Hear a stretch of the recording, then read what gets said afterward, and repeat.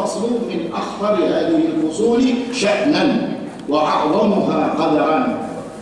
Bab tentang iman kepada Allah Subhanahu wa taala ini adalah akhbari hadal paling penting daripada pasal-pasal di dalam urusan akidah. Perkara yang paling penting di dalam urusan akidah, yang paling tinggi kedudukannya di dalam masalah akidah adalah perkara iman kepada Allah Subhanahu wa taala. Iman kepada Allah adalah aslul usul. Iman kepada Allah adalah pokoknya pokok. Ketika pokoknya pokok ini tidak ada, maka apa yang akan dibangun di atasnya tidak pernah akan ada artinya. Iman kepada Allah Subhanahu wa taala menduduki peringkat pertama dan akan menjadikan segala sesuatu itu bermanfaat. Ketika kita membaca surat Al-Asr, Allah menyatakan wal 'asr innal insana lafi khusr. Demi masa, sesungguhnya semua manusia itu dalam keadaan rugi. Lalu Allah menyebutkan istisna, menyebutkan pengecualian siapa yang tidak akan rugi? Illal ladzina amanu wa 'amilus shalihat wa tawassaw bil haqq wa tawassaw bis sabr. Kecuali orang-orang yang beriman, lalu mereka beramal saleh, lalu mereka tawassaw bil haqq, lalu mereka tawassaw bis sabr. Ada 4 perkara yang dikatakan di dalam surat Al-Asr yang akan menyelamatkan manusia daripada kerugian. Lalu kita lihat, kita ada iman di sana. Ketika iman ini tidak ada, maka ada orang yang meskipun dia tidak beriman, dia melakukan amal saleh, perbuatan baik. Betul Pak? Meskipun orang kafir kan bisa juga berbuat baik. Orang kafir bisa tidak tawassaw bil haq, menyuruh kepada sesuatu yang baik. Bisa. Orang kafir bisa tidak menyuruh kita untuk bersabarlah kalian, kemukakan sabar, tunjukkan kesabaran kalian. Orang kafir bisa melaksanakan itu semua, bisa. 3 hal yang disebutkan oleh Allah Subhanahu wa taala ini bisa dilaksanakan oleh siapa saja. Akan tetapi ketika 3 perkara ini dilakukan oleh setiap orang tanpa didasari dengan iman kepada Allah Subhanahu wa taala, maka 3 perkara ini tidak akan pernah ada artinya. Seorang muslim ketika mereka mempunyai aslul usul, yakni iman kepada Allah Subhanahu wa taala, lalu dia bangun 3 perkara ini, maka dia dijanjikan oleh Allah sebagai orang-orang yang akan terbebas daripada kerugian. Nah, ini iman. Dan iman kepada Allah Subhanahu wa taala juga perkara yang akan bisa menyelamatkan setiap manusia daripada nanti goncangan hari kiamat, daripada kesusahan pada hari kiamat. Sahabat yang mulia Abu Dzar Al-Ghifari radhiyallahu anhu pernah bertanya kepada Nabi sallallahu alaihi wasallam, "Ya Rasulullah, ma yunajjil 'abda minan nar?" Wahai Rasulullah, apa yang paling utama di dalam membebaskan seorang hamba dari siksa di neraka? Maka apa kata Nabi sallallahu alaihi wasallam? Al-imanu billah. Iman kepada Allah itu yang paling pertama akan membebaskan seseorang daripada siksa di neraka. Nah, inilah dikatakan oleh Syekh Abu Bakar bahwasanya iman kepada Allah Subhanahu wa taala adalah akhtaru hadhihi al-fusuli sya'nan. yakni kedudukannya ini yang paling utama di dalam pasal urusan akidah adalah iman kepada Allah Subhanahu wa taala. Karena tanpa iman kepada Allah Subhanahu wa taala, semua perkara yang kita lakukan tidak pernah akan ada artinya. Dan dengan tanpa iman kepada Allah Subhanahu wa taala, sudah bisa dipastikan manusia tersebut akan celaka nanti di akhirat. Nah, ini kedudukan iman kepada Allah Subhanahu wa taala. Lalu mungkin kita akan bertanya, apa itu makna iman kepada Allah Subhanahu wa taala? Apa kira-kira? Apa iman kepada Allah? Ya, kita kan ngomong iman. Terus apa iman itu apa? Apa maknanya? Dikatakan percaya kepada Allah, yaitu iman billah.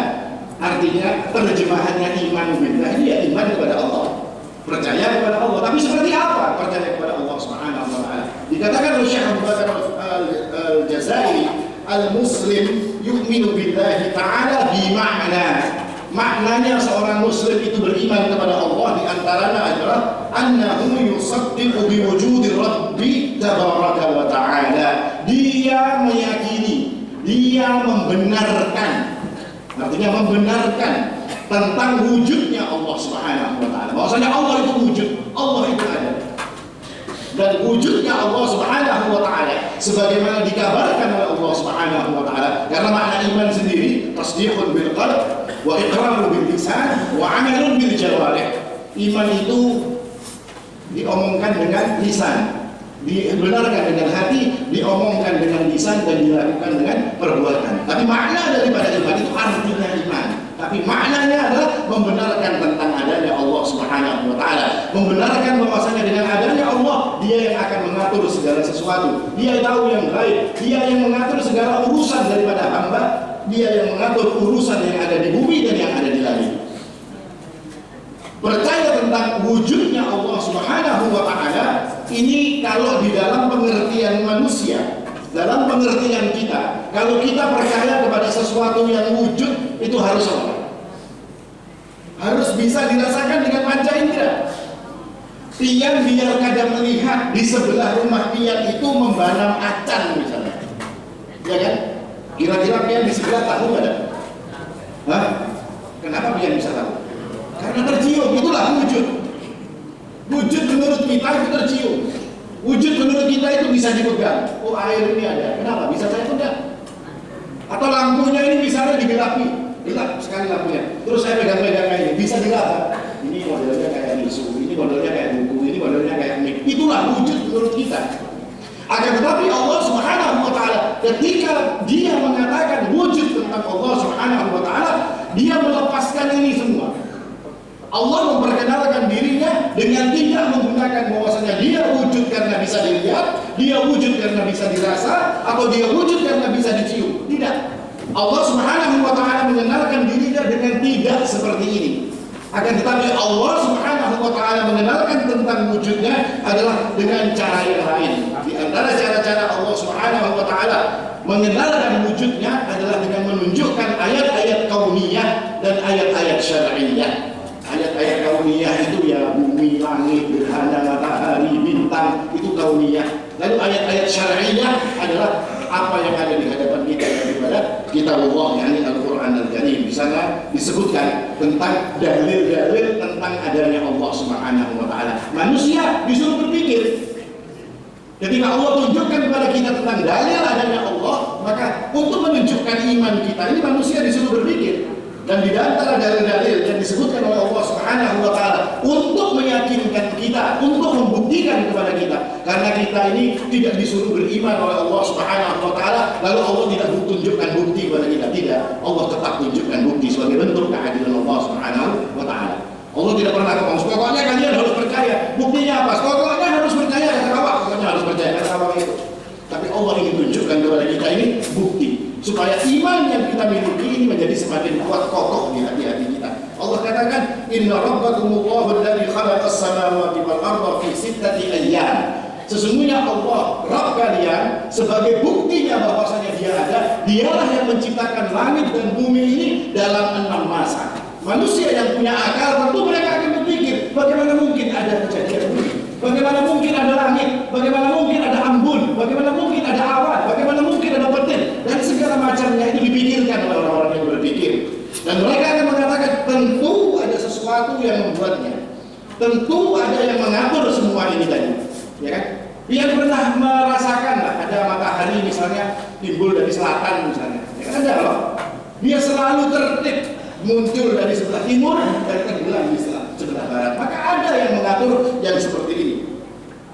Tsumma stawa 'alal 'arsy yughsil lailan nahara yatlubuhu haditha. Dia yang melingkupkan, menutupkan antara malam siang dan malam. Artinya pergantian siang dan malam itu yatlubuhu haditha. Dia terjadi dengan begitu cepat. Artinya ini semua ada yang ngatur. Makanya Allah mengatakan wasyams wal qamara wan nujuma musakhkharatin bi amrih. Matahari, bulan dan bintang itu semua teratur, berjalan dengan keteraturan dengan perintah Allah Subhanahu wa Ta'ala. Ala lahul khalqu wal amr tabarakallahu rabbul alamin. Maka Allah katakan, ketahuilah bahwasanya semua urusan penciptaan dan semua urusan pengaturan apa yang kalian lihat sebagai benda-benda ciptaan Allah itu semua ada di tangan Allah Subhanahu wa Ta'ala. Seandainya semua yang ada ini bukan diciptakan oleh Allah Subhanahu wa Ta'ala, tentu pian bisa ngatur. Muyak kita pakai mataharinya haur dari timur, sekali-kali dari sebelah utara misalnya. Ya kalau kita jadikan seperti itu. Supaya ada variasinya, ya kan? Kan kalau timur terus, iya ketahuan terus sudah. Hanya kita pindah-pindah, ya kan? Misalnya apa kita atur semuanya, misalnya karena hujannya turun dari bumi, misalnya keluar dari bumi naik ke atas kayak air mancur, ya, kita atur. Tapi tidak, Allah Subhanahu wa Ta'ala telah memberikan semuanya itu sebagai aturan dari Allah Subhanahu wa Ta'ala. Ini salah satu bentuk daripada bukti adanya alam semesta yang diatur oleh Allah Subhanahu wa Ta'ala. Ini buktinya bahwasanya Allah Subhanahu wa Ta'ala itu mengatur apa, atau Allah Subhanahu wa Ta'ala itu adalah wujud. Artinya Allah itu ada. Dengan adanya semua ini, maka kita akan timbul perkataan dalam hati kita, ada sesuatu yang mengaturnya, dan dia adalah Allah Subhanahu wa Ta'ala. Sebagaimana juga kita ketika melihat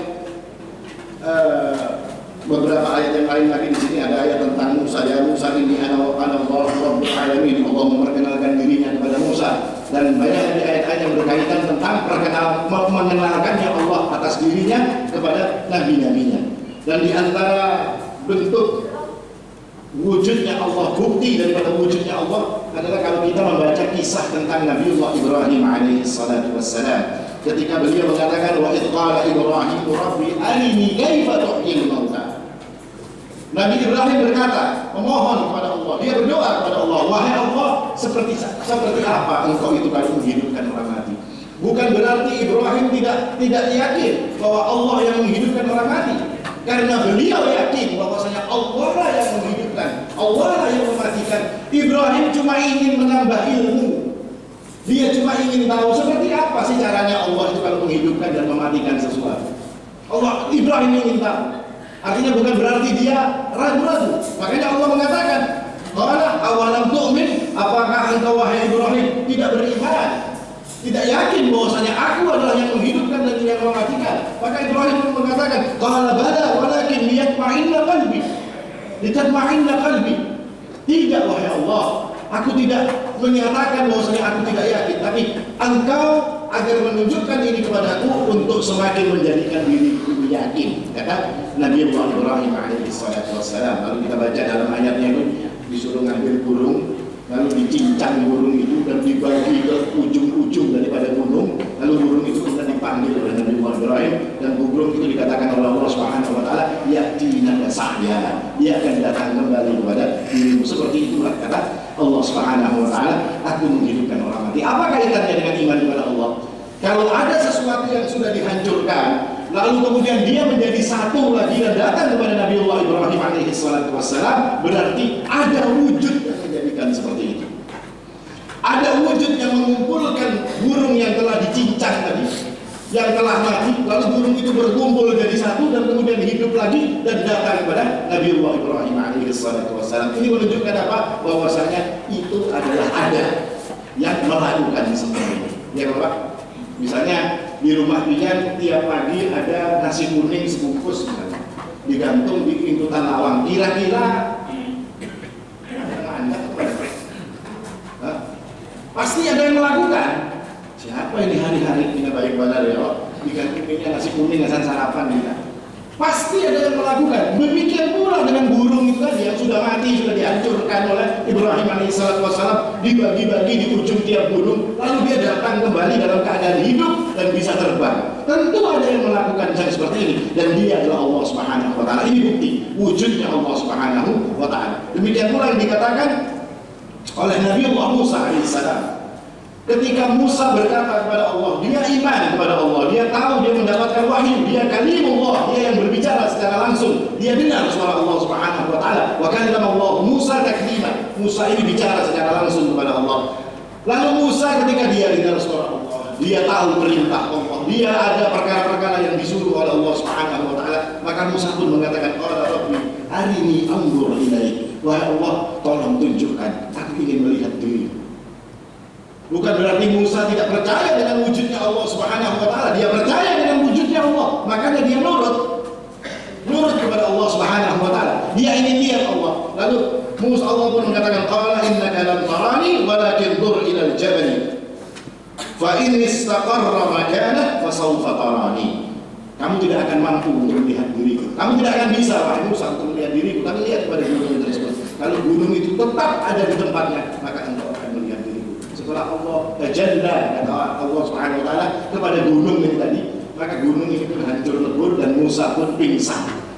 Nah ini untuk menunjukkan bahwasanya Allah Subhanahu wa Ta'ala itu wujud. Tetapi wujud Allah kenalkan kepada kita dengan tidak caranya dilihat, dipegang atau dirasakan. Lalu pertanyaannya, apakah terus Allah itu tidak akan bisa dilihat? Tidak.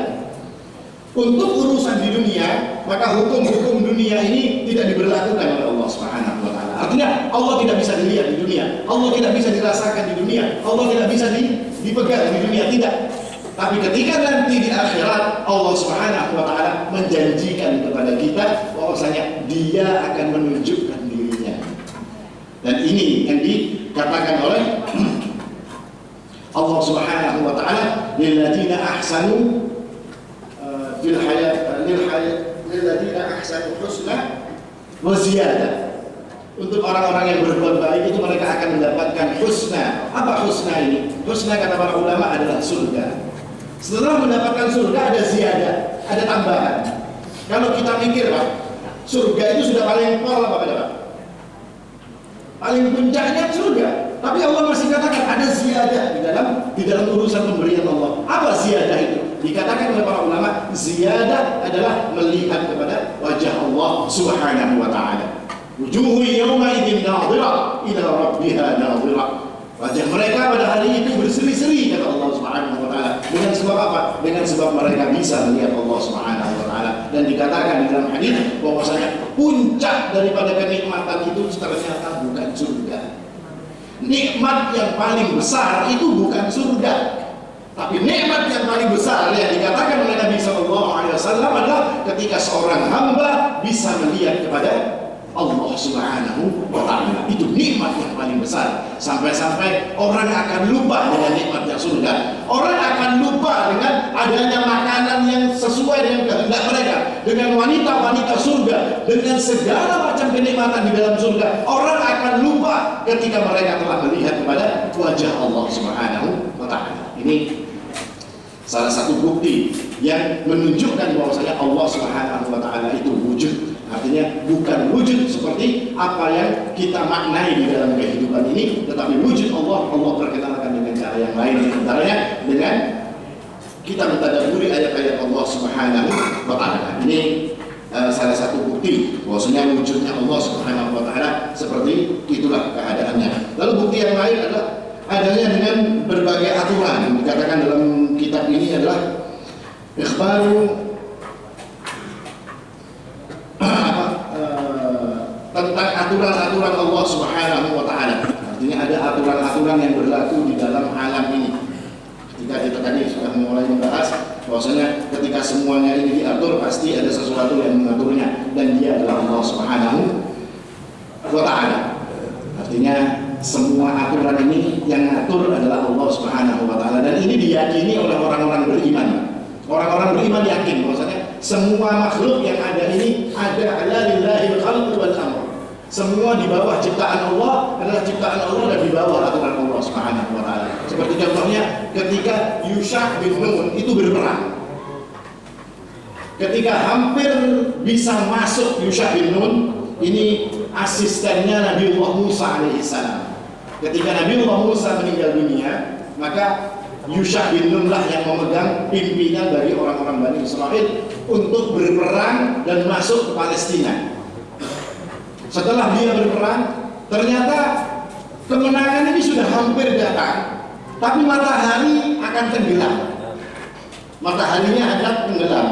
Mungkin zaman dulu kalau padam sudah ada kawalan melihat, ada tahu lagi, orang akan berhenti perang.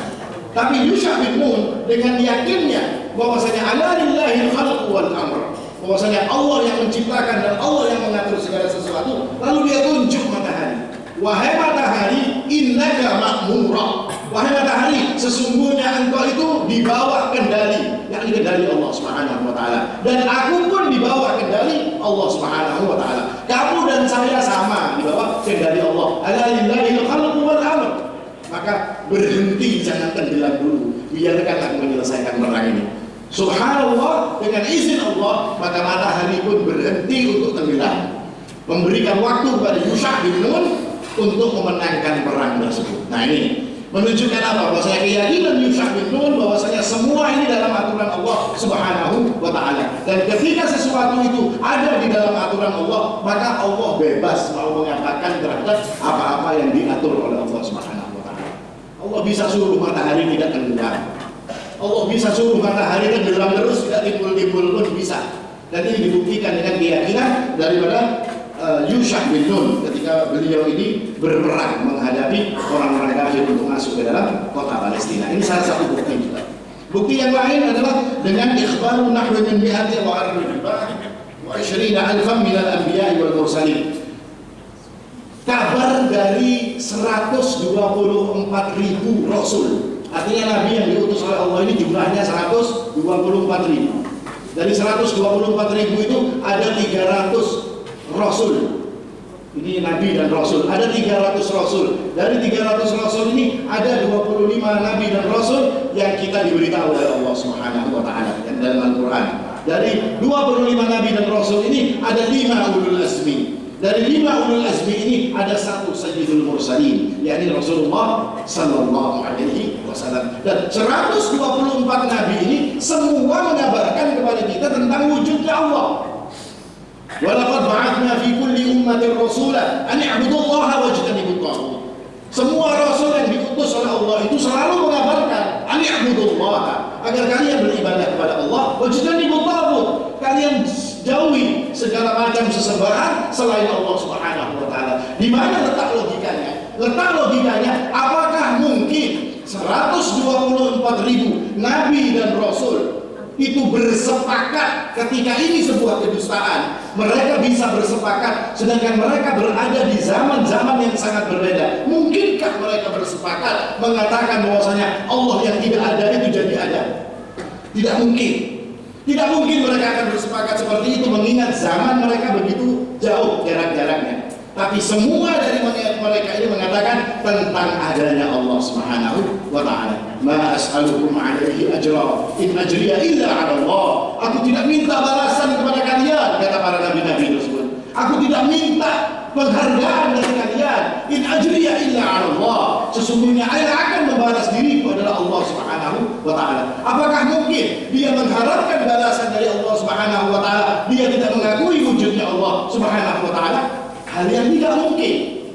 Ini bukti bahwasanya para rasul yang 124.000 itu telah mengatakan kepada umat tentang adanya wujud Allah Subhanahu wa Ta'ala. Ini dalil-dalil naqli, dalil-dalil syar'i yang berkaitan dengan penetapan wujudnya Allah Subhanahu wa Ta'ala. Selain itu juga tentang imanul balahin minal bashar wa i'tiqaduhum bi wujudi Rabbi Subhanahu.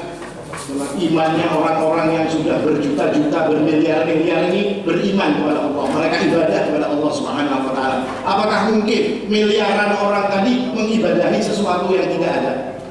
Tidak mungkin.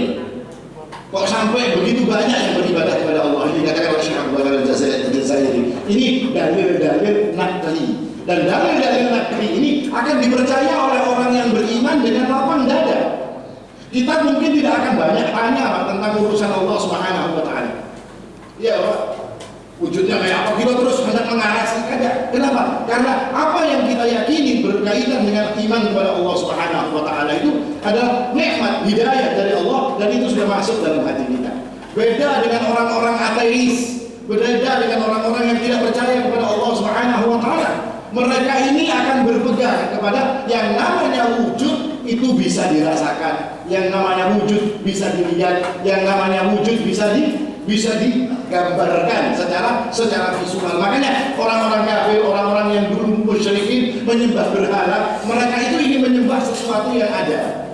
Makanya dibikinlah berhala, dibikinlah tuhan-tuhan selain Allah dari kayu, dari batu, dari macam-macam. Lalu mereka sembah ini tadi. Padahal semua yang mereka lakukan ini adalah sesuatu yang sia-sia, dan mereka tahu kalau itu sia-sia. Apa buktinya kalau mereka itu tahu bahwasanya apa yang mereka sembah selain daripada Allah itu sia-sia? Ketika Ibrahim alaihissalam memotongi kepala berhala-berhala dan meninggalkan satu berhala yang besar dengan berkalungkan kapak. Ketika ditanya siapa yang melakukan ini, bal fa'alahu kabiruhum, itu yang besar itu, yang membawa kapak itu dari Ibrahim. Itu nanggupannya. Mereka pun membantah kepada Ibrahim, karena mungkin punya bisa melakukan itu. Tidak mungkin patung ini yang akan memagati kepalanya kawan-kawannya, tapi ikan yang maulah ini, wahai Ibrahim. Mereka yakin bahwasanya Tuhan mereka tadi yang mereka sembah tidak bisa memenggal leher-leher kawan-kawannya. Tapi kenapa mereka menyembahnya? Karena akal mereka mengatakan bahwasanya yang namanya iman kepada sesuatu yang disembah itu harus wujud, harus bisa dilihat. Ini seperti pemahaman orang-orang ateis. Ketika kita ditanya oleh mereka tentang wujudnya Allah Subhanahu wa Ta'ala, mereka ingin Allah itu ada. Mereka bisa lihat Allah itu. Ini loh Allah, rumahnya di sini misalnya, alamatnya di sini, ini nomor teleponnya. Orang ateis menginginkan yang seperti itu. Sedangkan kita orang-orang beriman cukup bahwasanya kita mengimani dengan berbagai macam bukti yang ditunjukkan oleh Allah Subhanahu wa Ta'ala. Kayak kita misalnya semalam beberapa tahun yang lalu ada corona misalnya. Pernah dia melihat corona? Kenapa biar ke masker? Kenapa biar vaksin? Kita tidak lihat, tapi apa? Dokter sudah ngomong, oh seperti ini loh corona, penyebarannya seperti ini. Semunyakan orang sudah ngomong, banyak para ahli mengatakan tanpa melihat pun apa yang kita lakukan. Percaya, tanpa pernah melihat. Kita tidak pernah masuk ke laboratorium terus memeriksa pakai mikroskop, tidak pernah. Kenapa kita percaya? Karena kita sudah yakin dengan apa yang dikatakan oleh para ahli. Demikian pula kita sebagai orang beriman, kita sudah yakin dengan apa yang dikatakan oleh Allah dalam kitabnya. Kita sudah yakin dengan apa yang dikatakan oleh Rasul di dalam sabda-sabdanya.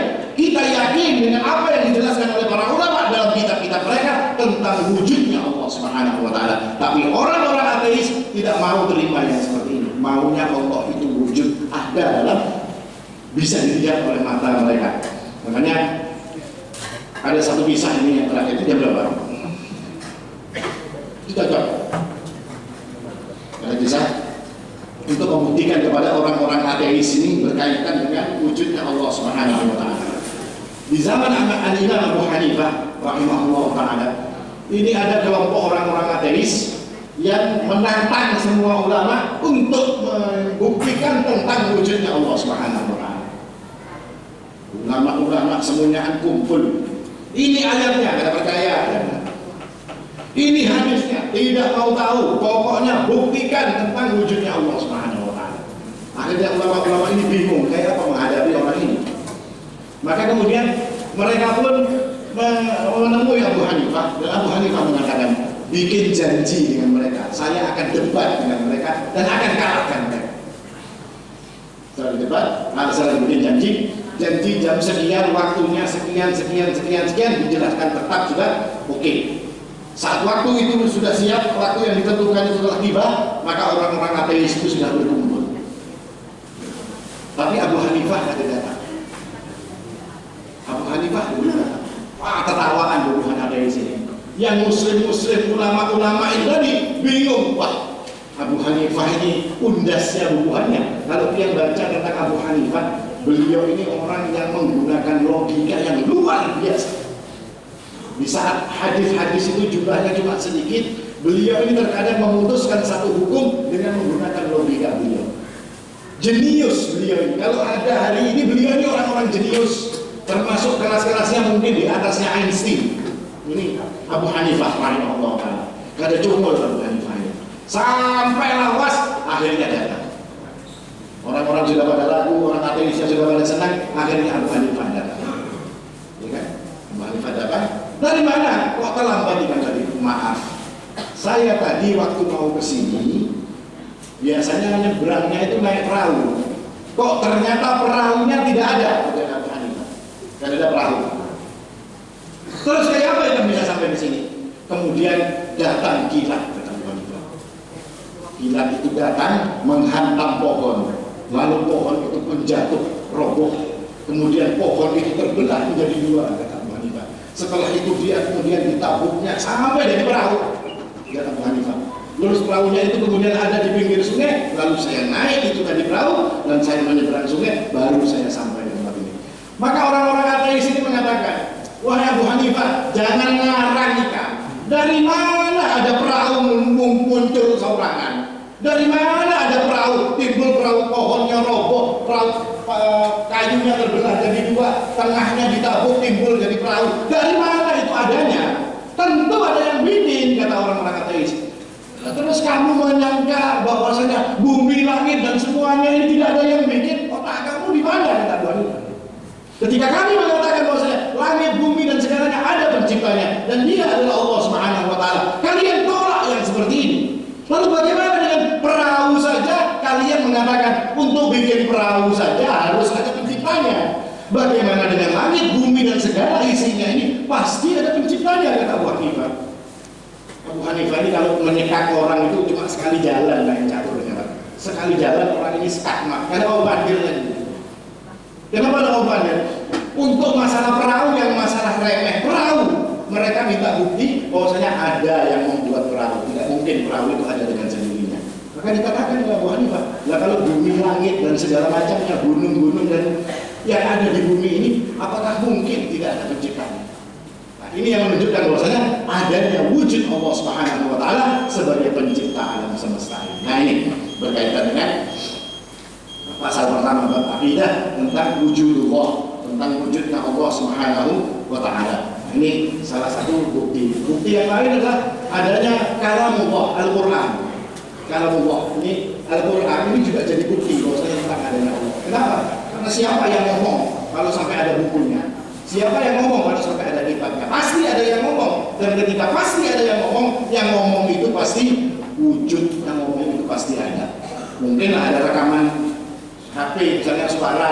Siapa ini yang ngomong bertahu, ada yang ngomong timbul ada suaranya? Tidak mungkin. Ketika suara itu ada, ketika kata-kata itu tercatat, maka sudah pasti ada yang mengatakan dan ada yang berbicara dalam masalahnya. Ini kira-kira secara ringkas berkaitan dengan iman billah. Tapi yang jelas iman billah, iman kepada Allah adalah perkara pokok yang harus ada dan harus kita pahami.